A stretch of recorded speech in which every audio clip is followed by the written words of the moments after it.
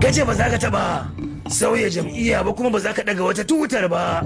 Sai kuma kai magaka. Dan uwa, a cikin siyasa muke fa. Gaskiya bata cika dogon zango ba a harkar mu. Kwarai, haka ne fa. Aha, ya dai su barau, kai ma ka sauya kenan. Gaskiya akwai ka da zafin nama. Kai ne na farkon daga tsalle. A ce bakuwar fuska kamar ta jitan dala ta zama ta babban minista, ta yaya hakan zai taimake ni? Sun yi mana alkawaran makudan kudade da kuma matsayi a na zama da so. Kai mai sukan mu daga safiya zuwa dare, kai ma ka shigo tafiyar ne ashe. Garin ya haka. Dan mun ci abincin safe sai mu tsallake da rana. Ranka shi dade.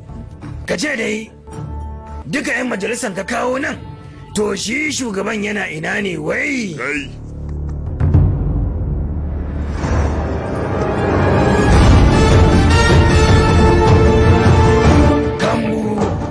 Shigowar ta ba da citta. Idan muka bi shi ina gaba.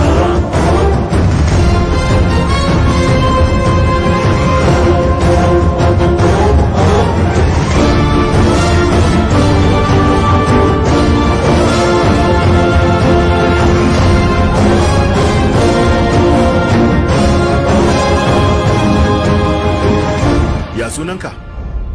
Mutiyala Rawo ne. Na yi gwagwarmaya sosai, na yi wa jam'iyya hidima, amma yanzu kuma an hana ni takara. Shine suke cewa wai na yi kaurin suna a cikin al'umma, saboda haka bai dace a tsaye da ni takara ba.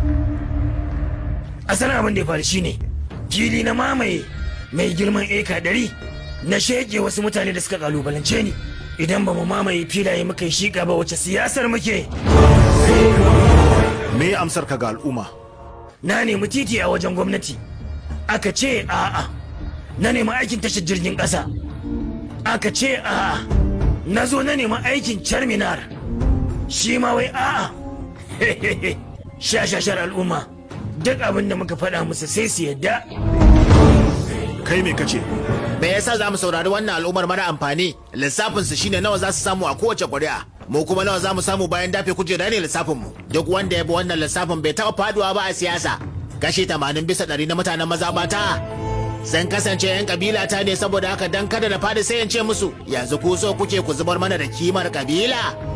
Ba dan kasar nan da ba za ka iya kama shi ba da batun kuɗi da kuma kabilanci. Yalla bai, ni kwangilolin yanki na nake karɓa. Na samu miliyan 500. Me yasa suke neman ba su akan wannan? In har bana da yancin samun miliyan 500, to wace tsayar zan yi da wannan matsayin? Kaniya kawai.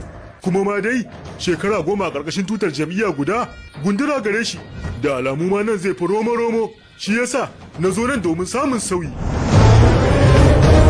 Me za ka faɗa wa mutanenka kenan? Ai ba ma abin da za su tambaya.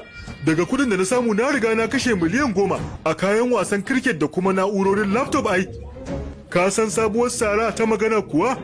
A yanzu waye ba dan rashawa ba, me idan yayi rashawa? Sai ka ji an ce wancan miliyan 500 ya samu fa. Yanzu haka ni madubi ne ga mutane da yawa. Ba wanda ya damu da cewa sata ne. Yalla bai idan ya daki 100 dan wasa sacin ne, miliyan 1000 kuma dan siyasa ne. Wannan shine tunanin mutane a yanzu. Kawai ka saba da shi, kada ka tambaye ni akan al'umma. A nan ba wani mai cewa matsala ce a mazaɓata, tunda kuwa an ki gyara wannan matsala, shi yasa zan sauya zuwa wata jam'iyyar. Ba mai dalili irin wannan. Kaga yadda shugabannin suke, mutane ba za su amfana ba har sai irin ku sun shiga siyasa. Kai Allah, duk wata magana kan talaka da bai shafi me za a samu ba ta lokaci ne. Waya ina nake ne? Yanzu dai kam har yanzu kana nan. Nan da wani lokaci ban san ko ina zaka kasance ba. Me yasa ka dake shi? Me na dukan? Yanzu na sai mu yi ma bore mu fice. Yayi maganar fice.